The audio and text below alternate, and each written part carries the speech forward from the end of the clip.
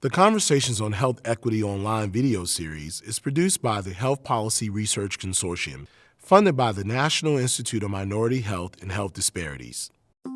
Located in Greenbelt, Maryland, under the leadership of our principal investigator, Kwesi Nfume, HPRC conducts policy research on issues related to health inequities throughout the country with a focus on the Mid-Atlantic region. HPRC uses a transdisciplinary research approach to close the gap between policy and science by assessing how current and proposed policies affect various populations. Major research efforts underway include the Health Policy Literacy Study, the Policy Portal, various research papers focusing on behavioral and social sciences, and a cardiovascular disease study focusing on disadvantage in the food, built, and social environment. For more information, visit our website or our social media channels.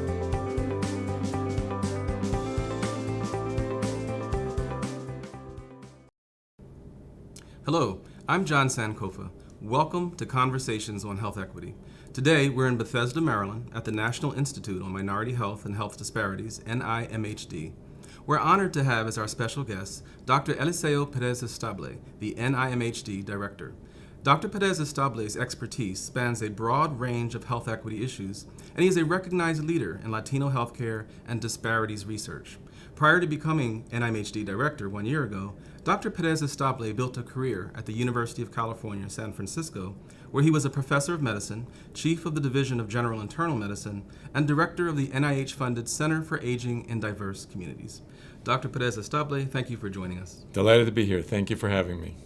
Here we are in the NIMHD conference room. Behind us sits a picture of Congressman Louis Stokes, who during his lifetime invested a great deal of time and energy and commitment on health equity issues, and he passed about a year ago.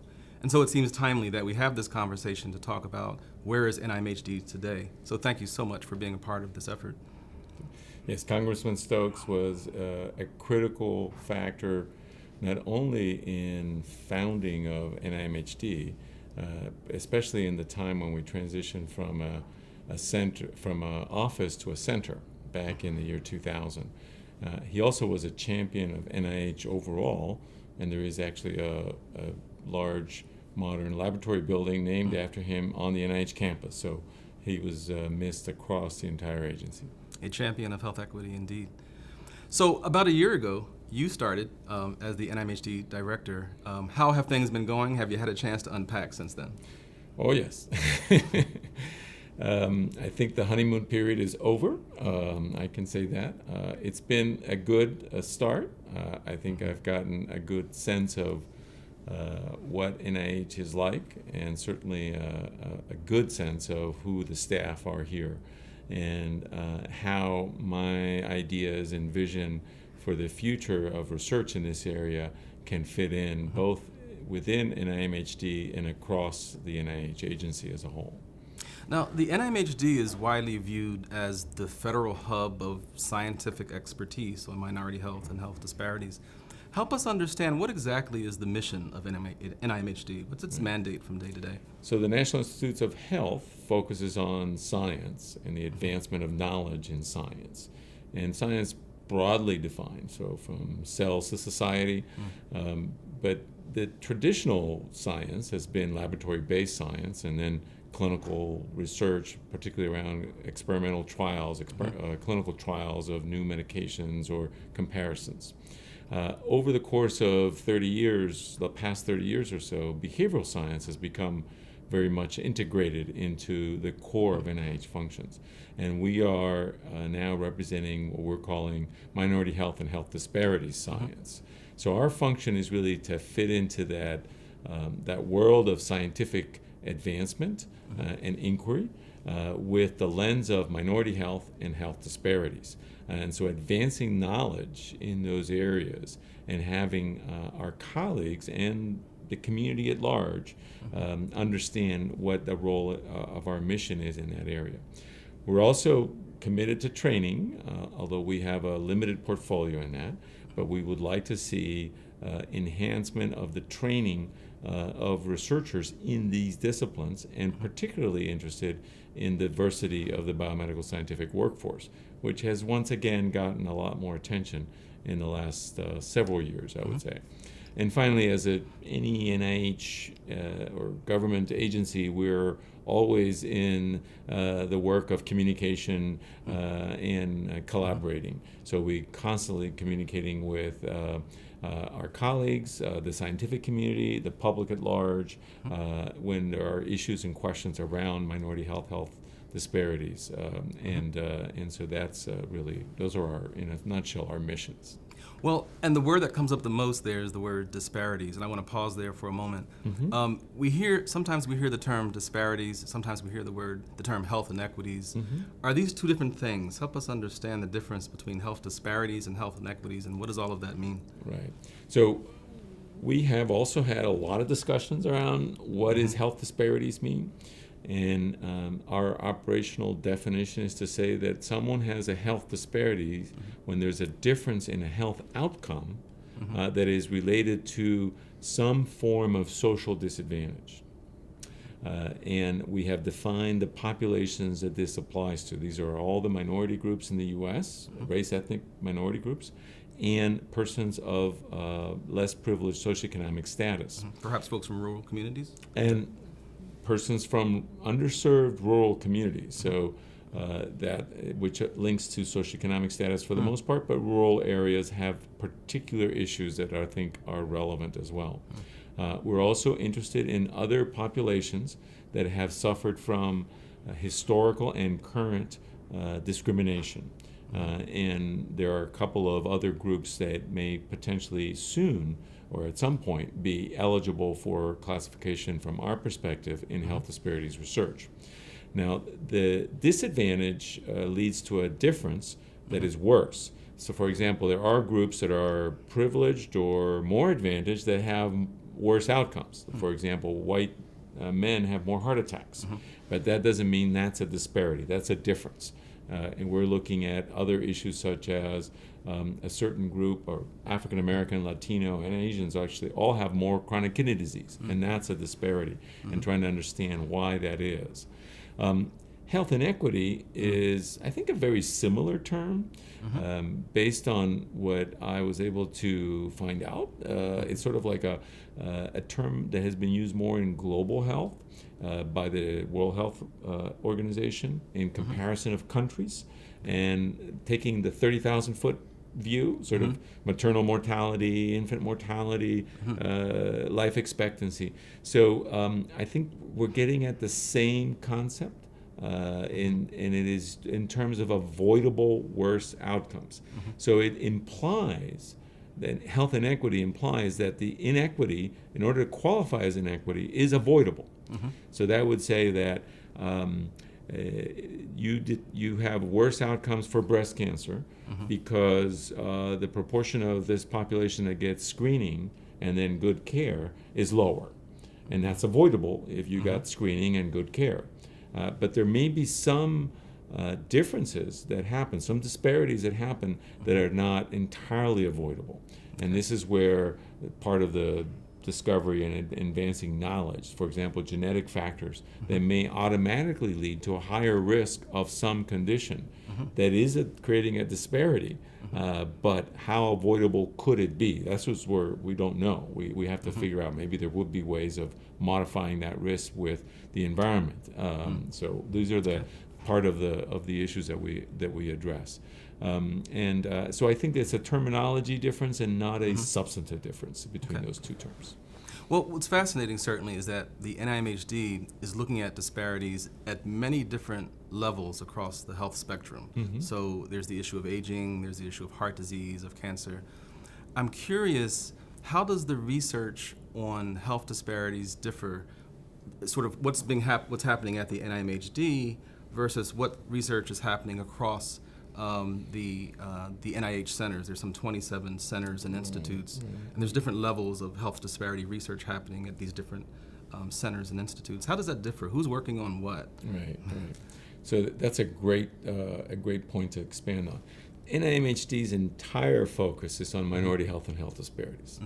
And what the agency, what we have done, what the Institute has done, or the center prior to that, really depended on the strategy led by Dr. Ruffin, who was the founding director.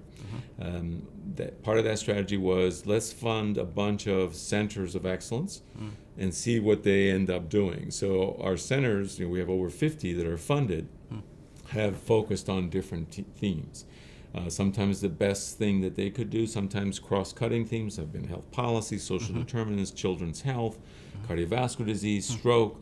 So the leading causes of death and disability in the U.S. That disproportionately affect minority populations and disparity populations. I think that's been sort of the common theme that's been bound. But prior to being a center, the office would fund minority health and health disparities by giving money to other institutes to do certain programs that they would launch or they would start. And so there was seeding this kind of research in other institutes. And some institutes were actually doing it before we called it minority health and health disparities. They were starting to do this. And I'll give you some examples and come back to what we would do. So for example, the National Heart, Lung, Blood Institute has a number of fantastic observational cohort studies looking at cardiovascular disease. The most famous one was Framingham, which initially was only white men. Then they added white women. Then they added African American men and women. And since then, they have funded a study that was strictly African Americans in the South, the Jackson Heart Study.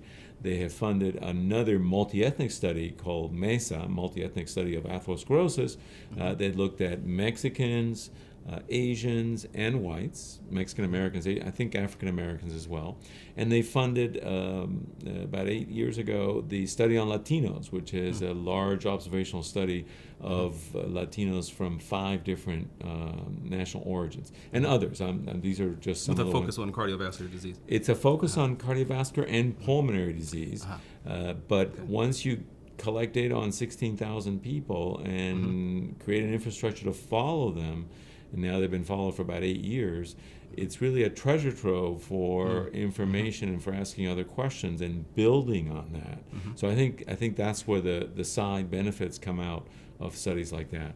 The National Cancer Institute invested many years ago on tobacco control program back in the 1980s, and one of their strategies was to say we should have a specific call for grants on Hispanics, that we should have a call for African Americans, we should have a call for American Indians in smoking cessation and prevention interventions, and there was one that was targeted for women. So back then, even before we called it minority health and health disparities, there were visionary leaders at NCI that were saying we need to study these populations and look at characteristics that are specific to them. And then the National Institute on Aging has had a very robust behavioral and social science research program for many years as part of their evolution as an institute. And within that, about 20 years ago, they started the Resource Centers for Minority Aging Research, which has been a nidus for development of not just research on minority aging, but also minority investigators doing the research. So I think that has been a very successful model, even though small program. And there are other examples across the other institutes. And if I could ask you, some of the work that you did at the University of California in San Francisco involved research on aging populations in diverse communities, and I believe that was also funded by the NIH. Correct. This is part of this program. And that's why I'm so familiar with it. Yeah. Awesome. But independent of the Resource Centers for Minority Aging program, NIA has had research, particularly in the behavioral and social science world, so it overlaps with social determinants, economic determinants, issues around individual psychology. So all of these factors. Now, they're aging, so they're only interested in adults over a certain age primarily, but it's still, I think, a lot of their principles sort of crossed into the kinds of methods and topics that we've been interested in. And I don't want to sort of leave out, all the institutes really have done a significant amount of work in this area. We're just now embarking on a major review of all the NIH portfolio using more clearly defined categories of what we're calling health disparities research and minority health research, in order to get a better handle on the investment that the agency is making in minority health and health disparities, but also on the topics that are being covered in all the different institutes, so that we then, as the leaders of the thought leaders on this, can identify, well, certain gaps or areas that need to be complemented or boosted. And as I go around and have talked to each of the institute directors for different reasons, we identify through portfolio analysis and conversation, what are our common areas that we're interested in. If I talk to the director of the National Institute on Arthritis and Musculoskeletal Diseases, we can talk about lupus, which is not a leading public health problem, but is certainly a disease that disproportionately affects women, African American women, Latina women, and Asian women, compared to their white counterparts. So there's an example of something that we would be interested in. Chronic kidney disease is another one. The issues around access to transplantation is another one. And this is relevant to National Institute of Diabetes and digestive diseases and kidney diseases. And diabetes is a huge one as well. I mean, that is one of the chronic diseases that is clearly increased in almost all minority groups that have been studied, with outcomes that link to cardiovascular outcomes, stroke, and metabolic abnormalities, eye disease, and kidney disease.